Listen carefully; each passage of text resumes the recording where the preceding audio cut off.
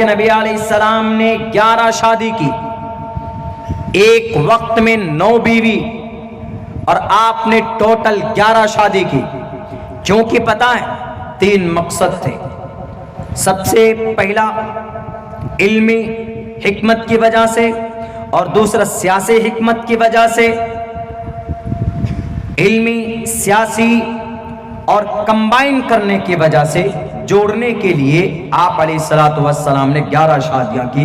आपको शौक नहीं 11 शादी करने की, आपको जरूरत नहीं थी, आपको एक ही काफी थी। आप लेकिन दुनिया को कुछ देना चाहते थे, दुनिया को बताना चाहते थे। मैं एक्सप्लेन करूंगा। अम्मा आयशा की शादी कैसे हो गई?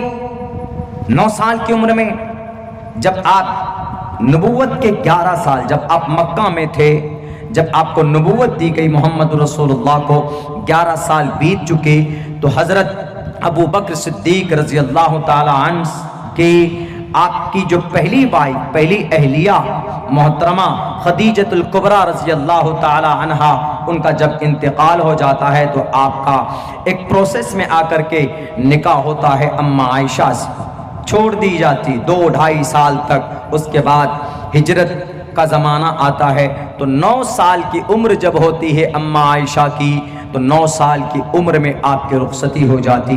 आप कहेंगे कि कैसे पॉसिबल है? हमारे यहाँ 9 साल का जो बच्चा होता है उसके नाक से पानी निकलते, नाक भी साफ नहीं होता, लेकिन आप अलैहिस्सलाम ने 9 साल की बच्ची को अपने घर कैसे लाए? देखिए, आदमी इलाके के एतबार से उसकी उम्र में कमी बेशी होती, इलाके के एतबार से।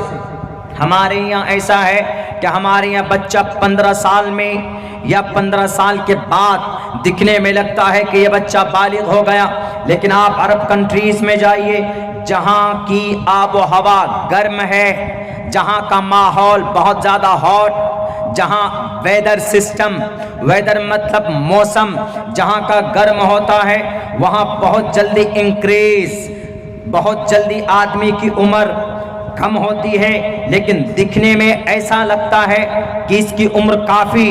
तो अम्मा आयशा 6 साल की उम्र में नाबालिग हो सकती, मान सकते, लेकिन निकाह उनके वली मोहतरम उनके अब्बा ने कराया था। 9 साल की उम्र में अम्मा आयशा दिखने में ऐसी लगती थी कि जैसे आज की तारीख में हमारे इलाके में जैसे 15 साल, हमारे यहाँ शरीय एतबार से तो बच्चियाँ बालिग हो जाती 12 साल के बाद, 14 साल के बाद लड़का बालिग हो जाता है, लेकिन कानूनी एतबार से अब तो बढ़ा कर 21 कर दिया, वरना पहले 18 था कि 18 साल की उम्र में बच्चा और बच्ची बालिग होगी। तो जैसे हमारे यहाँ 14-15 साल या 20 साल की बच्ची का उम्र दिखता, सेम वैसे ही अम्मा आयशा 9 साल की उम्र में बालिग हो चुकी थी। उस वक्त वो बड़ी दिखती थी। इन लोगों को बताने की जरूरत है, पढ़ो इस इतिहास को, सीरत की किताबों में पढ़ो, इस हिस्ट्री को, द 100 बुक को खंगाल कर पढ़ो। बड़े बड़े क्रिश्चियन ने, बड़े बड़े जुडाइज्म के राइटर ने प्रोफेट मोहम्मद के सेकंड वाइफ अम्मा आयशा खदीजतुल कुबरा रजी अल्लाह ताला अन्हा की हिस्ट्री को बयान किया। सिर्फ जुबान खोलने से नहीं होगा मैडम शर्मा जी, बल्कि तहकीक करते पढ़ते आप उस नबी अक़दस को आपने बुरा भला कहा है, जिनकी मुक़द्दस हस्ती को, जिनकी बीवियों के तादाद को आपकी किताबों के अंदर बयान किया है। मेरे हिंदू भाइयों, हम अपनी किताब से नहीं, आप अपनी किताब के अंदर खुद पढ़ कर देखें नबी की बीवी का तज़किरा। उस तरह यस परवाही जो वधूमंतो दिविर्दश वर्षमारथश, पूरे मंत्र पढ़ने की जरूरत नहीं। वधूमंतो, वधूमंतो 20 ऊंटनियां उनको दी जाएंगी। यहाँ ऊंटनियां मुराद, बहुत सारे लोगों ने कहीं कहीं पर इनसे उनकी अहलिया को मुराद लिया, उनकी बीवियों के यानी अज़वाज मुतहरात मुराद लिए। वधूमंतो दिविर्दश वर्षमारथश, शौक नहीं है मंत्र श्लोक पढ़ने का, लेकिन कभी जरूरत पड़ जाए तो हम रखते हैं लोगों को समझाने के लिए कि देखिए, अगर आपको एतराज हो तो खुदा के वास्ते अपनी किताबों के अंदर देखिए हमारे नबी का पाक पवित्र तज़किरा, हमारे नबी की बुलंदी का तज़किरा, हमारे आखिरी अंतिम महर्षि अंतिम संदेष्टा का पवित्र बयान आपके ग्रंथों के अंदर मौजूद। आपने निकाह किया, आपने शादी की, तज़किरा आपकी किताब में मौजूद। कुछ लोग बोलते हैं क्या जरूरत थी 6 साल की बच्ची से, 9 साल की बच्ची, अरे 9 साल की बच्ची बालिग थी, वो 9 साल की बच्ची थी, दिखने में ऐसी लगती थी। वहां के बच्चों को, शेख के बच्चों को उठाकर लाओ आप, हिजाज मुक़द्दस से, अरब से, और अरब से लेकर आइए आप, दुबई से लेकर आइए, कतर से लेकर आइए, ओमान और बहरीन से लेकर आइए। वहाँ आब हवा गर्म है, वहाँ ठंडी नहीं होती, वहाँ बारिश बहुत कम होती। साल में अगर 1 मरतबा बारिश हो जाए तो वो लोग उसको समझिए कि मन्नो सलवा समझ करके उसको महफूज करके रखते। वो लोग उसको बहुत बड़ी सादत की बात समझते हैं। क्यों? गर्मी है वहाँ पर, तपता हुआ इलाका है पूरा का पूरा। वहां पर वक्त से पहले हमारे यहाँ 15 साल में बच्चा बालिग होता है, वहां पर 9 साल में बच्चा बालिग होता है। तो फिर क्या ऑब्जेक्शन? अपने अकल से और अपने इलाके के आबो हवा के आधार से आप अम्मा आयशा की जिंदगी के ऊपर टिप्पणी नहीं कर सकते। नबी पाक अलैहिस्सलाम ने 11 शादी की। क्यों? हमारे हिंदू भाइयों में एक विवाह हो जाए तो दूसरा विवाह नहीं कर सकते, बीवी भी नहीं कर सकती, मर्द भी नहीं कर सकता। उनके यहाँ नहीं है, हमारे हिंदू भाइयों के यहाँ क्यों है ही नहीं, लेकिन इस्लाम में है। क्यों है? इस्लाम में इसीलिए है, हिकमत है। खुदा ना खास्ता किसी बेटी की का शौहर कहीं मर गया, इंतकाल हो गया, उसका पति डेथ हो गई उसकी, अब उसकी जिंदगी है, अब वो कहाँ जाएगी बेचारी? तो इसलिए इस्लाम कहता है कि वो बच्ची, वो बेवा औरत, वो किसी से शादी कर सकती है। अब मर्द है, शादीशुदा है, लेकिन अगर उसको सहारे की जरूरत पड़े तो एक मर्द बीवी पहले से उसके हक हुकूक पूरे कर रहा है, वो इस बेवा औरत से भी निकाह कर सकता है। बल्कि इस्लाम में इस बात की तरगीब है कि अगर तुम्हारे सामने कोई मुतल्लका औरत, तुम्हारे सामने कोई बेवा औरत है, तो सिर्फ जुबान से मत बोलो कि हम बीवियों की, हम बेटियों की, नारियों की इज्जत करते हैं। 40-40 साल से अपनी बीवियों को छोड़े बैठे हैं, वो बेटियों के हुकूक की बात करते हैं। तो इस्लाम कहता है कि उसको अपनाओ, बल्कि उसके साथ निकाह करो, उसको एक छत दो, इज्जत दो, सम्मान दो, ताकि जिंदगी आसानी के साथ बिताई जा सके। अल्लाह के नबी ने अगर 9 शादियां की, बैक वक्त 9 बीवियां हैं, तो उसका मकसद सिर्फ ये था।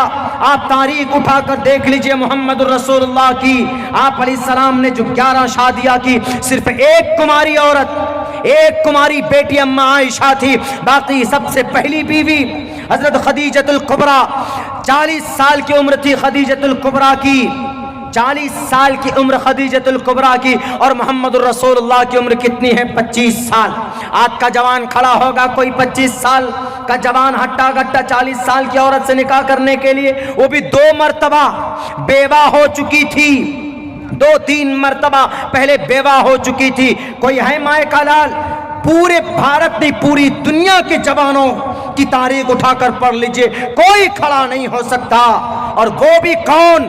अशरफ खानदान, आला खानदान, जिनको कहा गया ब्राह्मण सगहातमण, बहुत आला खानदान का खूबसूरत, जिनका लक़ब अस्सादिक अल अमीन, जिनकी शराफत पूरे अरब में मशहूर, वो जवान एक 40 साल की बुढ़ापे की उम्र की, बुढ़ापा जवानी जिनकी ढल चुके हो, उनसे कोई निकाह करेगा? लेकिन हमारे नबी ने निकाह किया। 25 साल की उम्र से लेकर मोहम्मद रसूलुल्लाह ने 53 साल की उम्र किनके साथ बिताई है?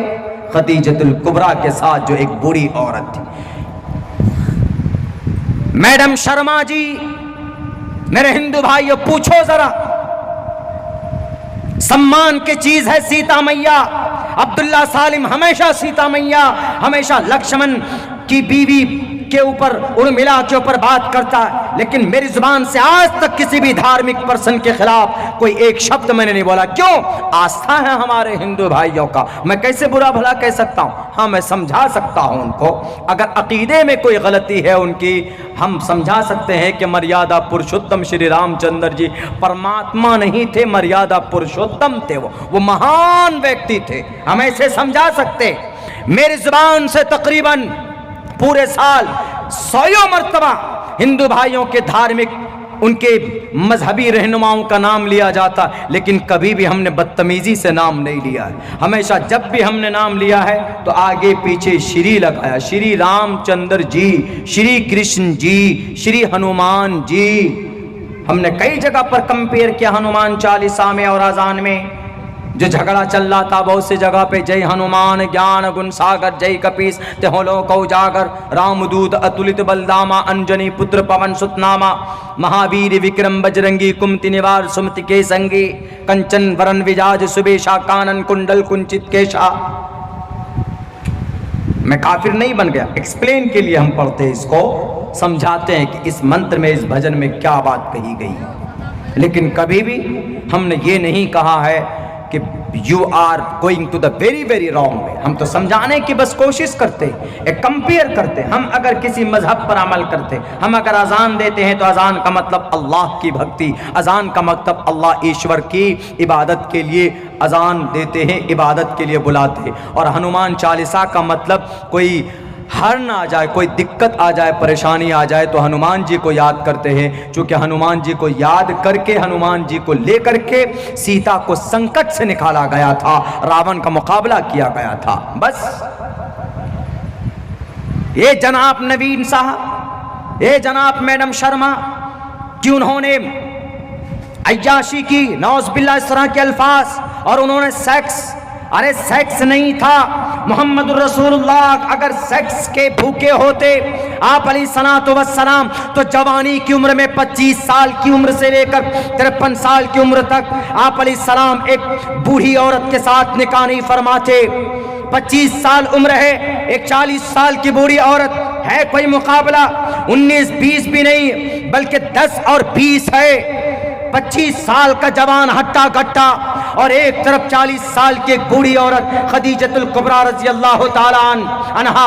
देख लीजिए तारीख उठाकर, अगर हम झूठ बोलते हैं इस देश के, हमारे देश के हिंदू और मुसलमान भाइयों, अगर आपकी आंखों में पट्टी बंधी हुई है तो पढ़ो, हजारों लाखों किताबें मौजूद है कि अम्मा आयशा खदीजतुल कुबरा रज़ी अल्लाह ताला अन्हा से निकाह 24 साल की उम्र से ले 25 साल की उम्र से लेकर 40 साल की उम्र के बीच में डिफरेंस से हुआ। आप अलैहिस्सलाम ने कभी एतराज तक नहीं किया कि नहीं मैं नहीं करूंगा, फौरन जैसे निकाह का पैगाम दिया गया खदीजतुल कुबरा से अल्लाह के नबी तैयार हो गए और फिर वही खूबसूरत जिंदगी गुजरती रही। जब खदीजतुल कुबरा का इंतकाल हो जाता है तब जाकर अम्मा आयशा से निकाह कराया जाता है और 9 साल की उम्र में रुखसती होती। तो ये बात जहन में रहे कि 9 साल की उम्र में अम्मा आयशा बालिग हो गई थी। उलमाए मुफस्सिरीन, उलमाए मुहद्दिसीन, उलमा हजरात फुक़हाए किराम का यही वो है कि 9 साल की उम्र में अम्मा आयशा सिद्दीक़ा बालिग थी, वरना रहमतुल लिल आलमीन कभी भी एक बच्ची को 9 साल की एक मासूम सी गुड़िया को अपने घर पे बीवी बनाकर नहीं लाते। आबो हवा वहाँ पर ऐसा था कि 9 साल की उम्र में, 8 साल की उम्र में बच्चा जवान दिखता है। आज भी वहाँ जाइए, अपने बच्चों की परवरिश कीजिए, तब आपको पता चलेगा। मेरी तकरीर रिकॉर्ड हो रही, मैं कहना चाहूँगा मैडम शर्मा से, जो पूरे देश को सर पे उठाया हुआ, दूसरे कंट्रीज के ऊपर हमारे देश का नाम कटवाया कि अमेरिका कई मरतबा चांद पर चला गया, जापान कई मरतबा मार्च पर चला गया, चाइना ने एक से एक प्रोडक्ट तैयार किए। आज अगर हमको बाइक खरीदना हो, आज हमको कोई मोबाइल खरीदना हो, आज हमको कोई घड़ी खरीदनी हो, तो हम सबसे पहले चाइनीज प्रोडक्ट को देखते हैं। चाइना कहां से कहां पहुंच गया। उनका बच्चा 5 साल की उम्र में, 5 साल की उम्र में 10वीं क्लास को पास कर जाता है। 5 साल 6 साल की उम्र का बच्चा जिनको ढंग से दूध पीना, हमारे खाना खाना, हमारे मुल्क में नहीं आता, लेकिन चाइना के बच्चे कहां से कहां चले गए। और आज हम पढ़े हैं कि मोहम्मद ने किस उम्र की बेटी से निकाह किया था। मोहम्मद ने अम्मा आयशा से 9 साल की उम्र में विवाह किया था। अरे इन सब के ऊपर सोचो, ये धार्मिक बातें छोड़ो, इनके ऊपर बहस करने से कोई फायदा नहीं। एक प्लेटफॉर्म पर खड़ा हो जाओ और इस देश को ऊंचाई तक पहुंचाने का काम करो। हमने किया था अल्हम्दुलिल्लाह, जरूरत पड़ी थी तो सामने खड़े होकर हमने कुफ्फार और मुशरिकीन को, जालिमों को इस देश से भगाया था। और आज भी हम वही चाहते हैं कि हमारे बीच में धार्मिक कोई विवाद ना हो। बहुत से जगहों में है अल्हम्दुलिल्लाह। हमारे यहाँ चले जाइए इलाके में, जो कि हाट सीमांचल के इलाके में जो हमारी मरकजी मस्जिद है, मरकज की जो मस्जिद है, एक ही दीवार, एक तरफ मरकज मस्जिद, एक तरफ मंदिर है। हम उनका सम्मान करते, वो हमारा सम्मान करते। अलबत्ता कुछ लोग जो बोलते हैं इस तरह की बातें कि नहीं जनाब, धर्म की रक्षा के लिए हम इस तरह की हरकतें करते हैं, बिल्कुल बिल्कुल गलत। अल्लाह के नबी अलैहिस्सलातु वस्सलाम से बड़ा धार्मिक कौन हो सकता। आप अलैहिस्सलातु वस्सलाम ने तो लोगों को जन्नत में पहुंचाने के लिए आप रोया करते थे। और उसी मोहम्मद के बारे में कहा गया कि जब तक उस मोहम्मद के दामन को नहीं थामोगे तो आप जन्नत नहीं जा सकते। यहाँ ना पक्ष बातें कुछ राखो, वैद पुराण संत मत भाको, तब लग जो सुंदरम चाहे कोई, बिना मोहम्मद पार न कोई। कौन बचाएगा आपको मरने के बाद अल्लाह के सामने? अभी तो पार्टी के प्रवक्ता बने बैठे, जो मन में होता है बक देते, लेकिन जब अल्लाह के सामने हाजिर होगे तो क्या जवाब दोगे? वहां कौन सी पार्टी आपको बचाएगी? वहां नहीं कोई बचाने वाला। वहां तो कहेगा अल्लाह लिमनिल मुल्कुल यौम लिल्लाहिल वाहिदिल क़हार। कौन आज इस दुनिया का और इस धरती का प्राइम मिनिस्टर? मैं हूं तमाम पार्टियों का मालिक, तमाम पार्टियों का आला कमान मैं हूं। कौन कहेगा? ईश्वर और परमात्मा कहेगा। जो मन में आता है बक देते, नबी के बारे में या किसी अवतार के बारे में या किसी हमारे हिंदू भाइयों के, किसी उनके धार्मिक पुरुष और ऋषि मुनि के बारे में अगर कोई बोलता है तो गलत है, और कोई मुसलमान नहीं बोल सकता। क्यों? इस्लाम में मना किया गया, वला तसुब्बुल्लज़ीना यदऊना मिन दूनिल्लाह। अल्लाह के अलावा किसी को अगर कोई गैरुल्लाह को पूछते हैं तो उनको गाली मत दो। गालियां दी है आपने, नहीं बच सकते आप ईश्वर की मार से, परमात्मा की मार से। इस धरती पर तो आपको सम्मान मिल रहा, प्रोटेक्शन आपको दिया जा रहा है, लेकिन आपने जो गलती की है उस शख्सियत के बारे में आपने गलती की है कि जो आपके लिए भी जो रोया करता था खड़ा होकर, अल्लाहुम्मा दी कौमी फइन्नहुम ला यअलमून। रातों को नींद नहीं आती थी उनको।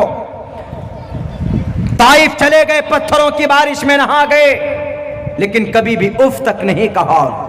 जिब्राइल अमीन आते और आकर कहते कि मोहम्मद आप इशारा तो करो, इन ताइफ के बीच में इन पत्थरबाजों को पीस दिया जाएगा, कुचल दिया जाएगा। मोहम्मद रसूलुल्लाह ने कहा कि नहीं, अल्लाह ने मुझे जालिम बनाकर नहीं भेजा इस दुनिया के अंदर। अल्लाह तबारक व तआला ने मुझे रहमो करम बना करके, रहमतुल लिल आलमीन बनाकर इस धरती के अंदर भेजा।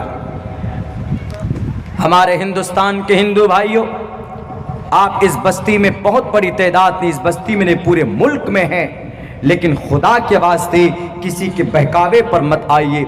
ईश्वर के करीब होना है तो ईश्वर के नाम का माला जपिए। एक परमात्मा के ऊपर अकीदा रखकर उस एक परमात्मा के सामने सर झुकाइए, तभी आप ईश्वर के करीब होंगे। ये मैं नहीं कह रहा हूं, ये आपका मनुस्मृति, ज्ञानम न शीलम यशाम विद्या न तपो न धर्मा, ज्ञानम न शीलम न गुणे न धर्मा, के मृत्युलोके भुवि भार भूता मनुष्य रूपे न मर्गाश्चरन्ति। इस धरती के ऊपर माँ बाप का धार्मिक होना, मनुष्य रूपे मात्रमान पित्रमान चार्यवान पुरुषो वेदः। आपके धार्मिक होने से आपका बच्चा धार्मिक होगा। प्रशस्ता धार्मिके विदिति यस्य सामास्मगमः। आप धार्मिक होंगे, आपका बच्चा धार्मिक होगा। आपका बच्चा धार्मिक होगा तो कोई भी धर्म एक दूसरे के बीच में नफरत की दीवार नहीं खड़ी करता। हाँ, हमारा धर्म अच्छा है तो हम अपने धर्म की अच्छाई को बयान करेंगे। आपको अच्छा लगे आप कबूल कीजिए। इस्लाम यही कहता है, इस्लाम ज़बरदस्ती किसी को मजबूर नहीं करता कि नहीं तुमको कलीमा पढ़ना ही पड़ेगा, ला इलाहा इल्लल्लाह पढ़ो ही तुम, बिल्कुल नहीं, परमिशन नहीं है, ऐसा नहीं। अगर कोई हिंदू धर्म को कबूल करना चाहे तो भारत के संविधान के हिसाब से वह कर सकता है, हम उसको इस देश में मना नहीं कर सकते, वो जिस धर्म को कबूल करना चाहे कर सकता है। लेकिन लोग यहाँ पर खामखा बदनाम करते हैं कि नहीं जनाब ये लोग डराते हैं, मारते हैं और लालच देते हैं 70-70 हूरों का, और तब जाकर बहला फुसला कर पैसे दिखा दिखा कर ये लोग कलीमा पढ़वाते हैं। बिल्कुल गलत बात। अगर कहीं कोई करता है तो गलत करता है, लेकिन ऐसा कोई नहीं करता। हमारे एक दो आलिम दीन के ऊपर आपने इल्ज़ाम लगाकर जेल में तो डाला है, जैसे मौलाना कलीमुद्दीन सिद्दीकी साहब, वो अमन को सामने रखते थे, एक अल्लाह की वहदानियत को सामने रखते थे। मौलाना कलीम साहब के ऊपर इल्ज़ाम लगाकर कि धर्म परिवर्तन कराते थे। ज़बरदस्ती उन्होंने किसी भी इंसान को कलीमा नहीं पढ़ाया। आप देख लीजिए, मौलाना कलीमुद्दीन सिद्दीकी साहब बड़े शरीफ इंसान थे, आपने जेल के अंदर बंद कर दिया है। दुनिया के जेल में ताकत आपके पास थी तो आपने बंद कर दिया, लेकिन जब वो परमात्मा पूछेगा, जब उस परमात्मा के सामने हाजिर होगे, वहां पूछेगा लिमनिल मुल्कुल यौम, आज किसकी हुकूमत है, आज सुप्रीम कोर्ट